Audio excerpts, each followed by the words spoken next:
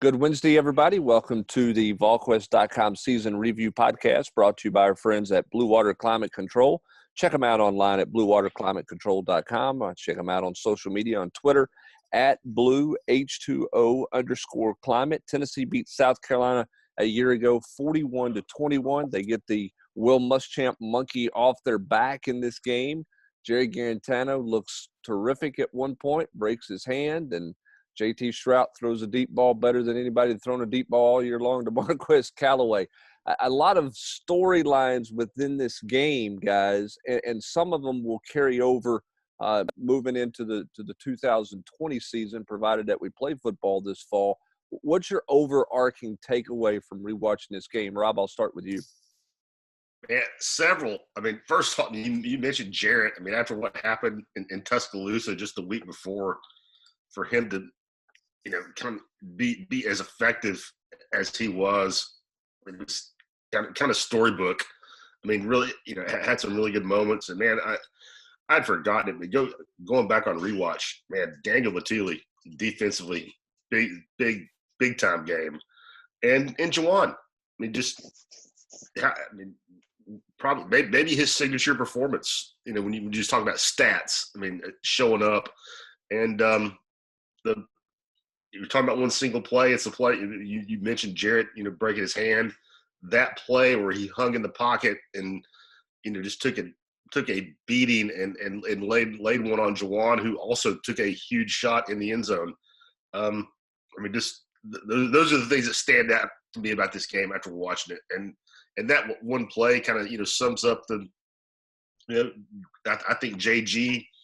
In total, you're talking about two or three quarters after he had the play that I think every Tennessee fan is going to remember forever, where he called his own shot on the goal line at Alabama, and then 3 quarters later he, hangs in there and lays that one to JaJuan in the end zone.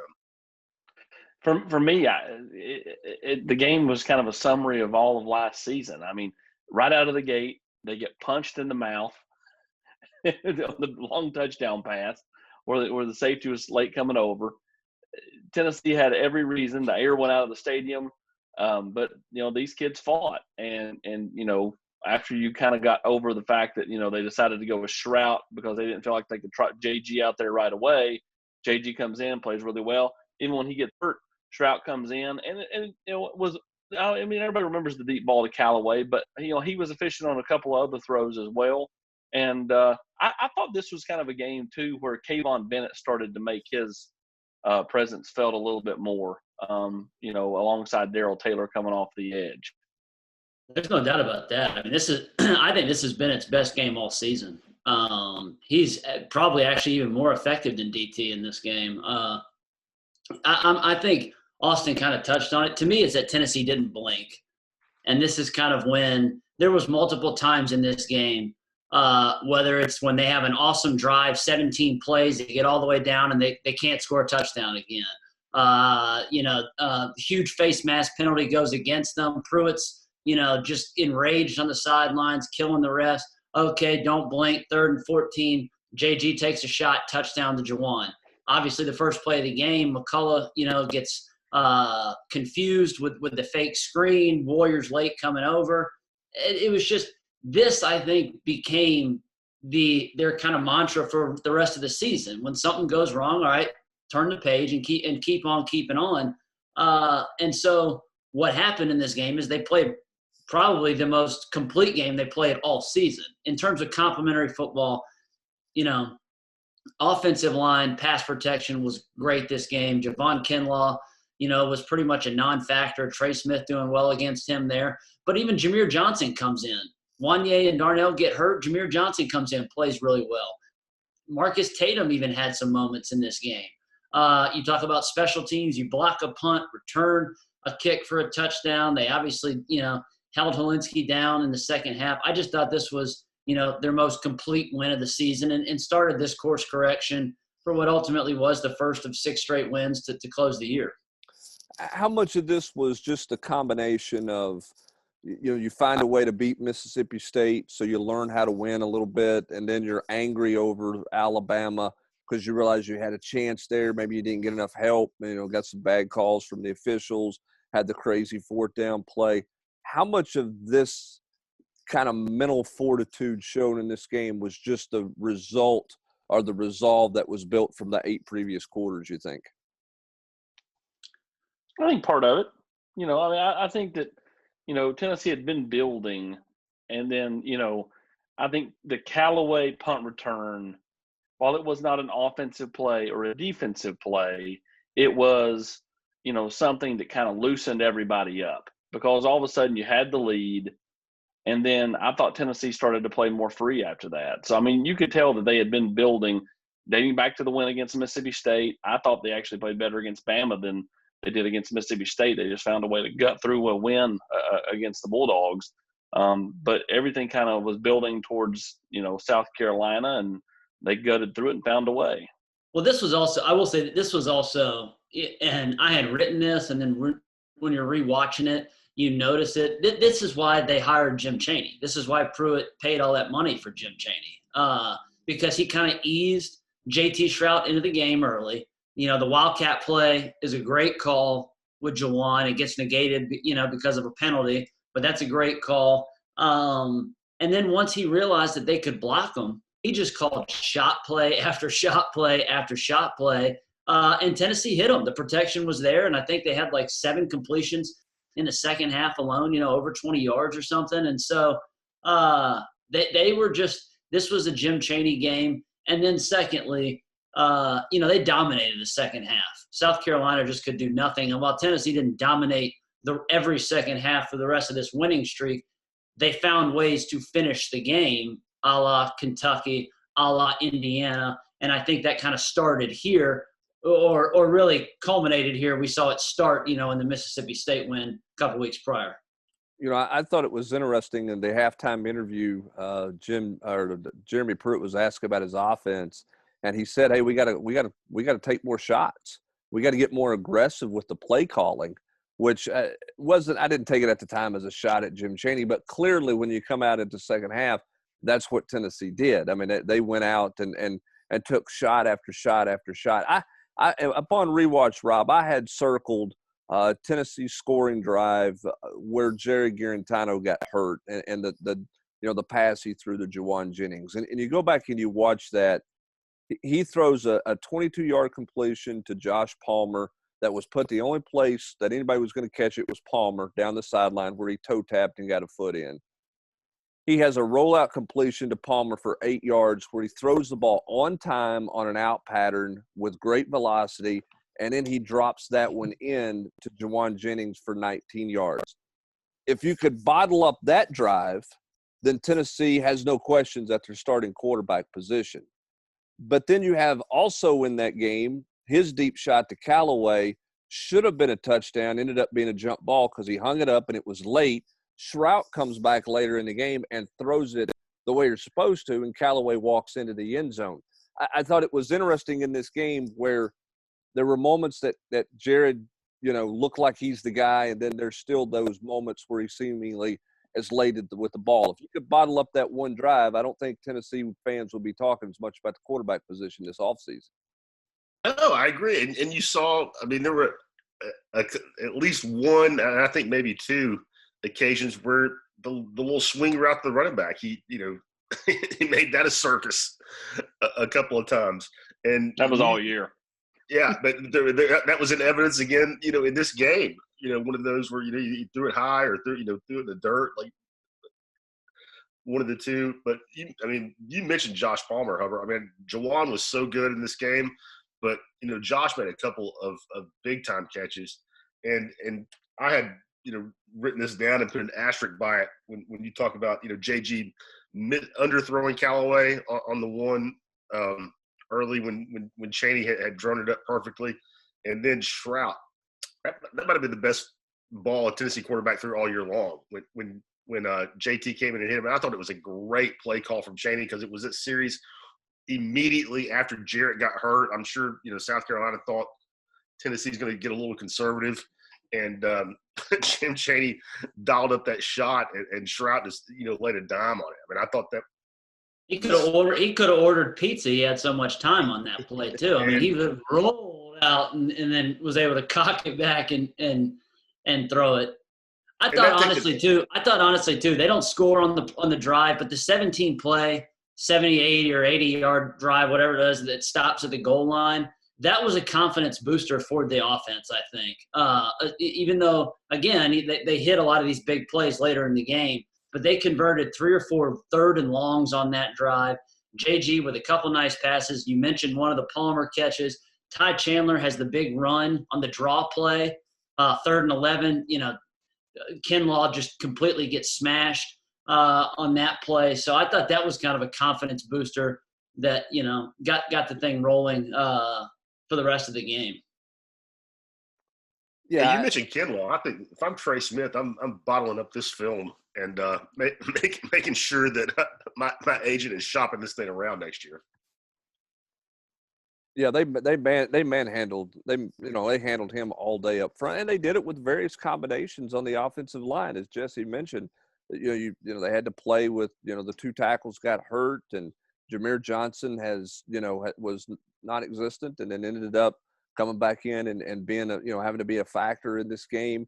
A couple of other things that jump out to me. I mean, Callaway scores the touchdown on the punt return, and then it's Eric Gray for 2 consecutive punt returns. That was kind of bizarre. And then the previous week you had Tim Jordan being the guy at Alabama, and he was a non-factor in this game as well as a running back. Minus a hellacious block on one of those big plays on pass protection. Yep, he did. And again, that goes back to what you talked about last week, the fact that he's always going to have a place because of his ability to pass protect and to run as well. But he still remains Tennessee's best pass protector as a running back.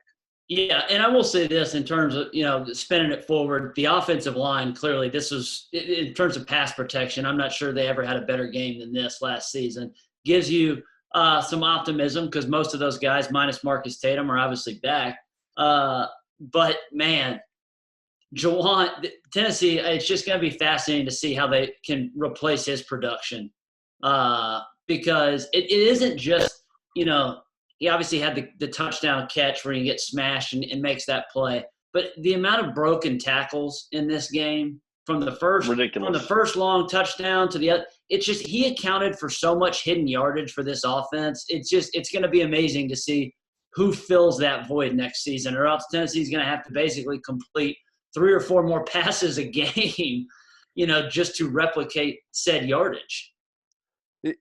Austin, it's pretty amazing when you watch this game in particular, but you look at the whole season, and we've watched JaJuan through all of the rewinds so far, and we'll continue to watch the rest of the way.